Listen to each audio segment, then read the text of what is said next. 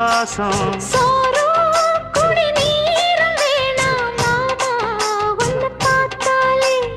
ஆறும் பசியாரும் தானாச மொழி கேட்டாலே ஒன்ன பிரிஞ்சிருக்க தன்னந்தனிச்சிருக்க அம்மம்மாடி அப்பப்படி என் மனசு ஒத்துக்காது.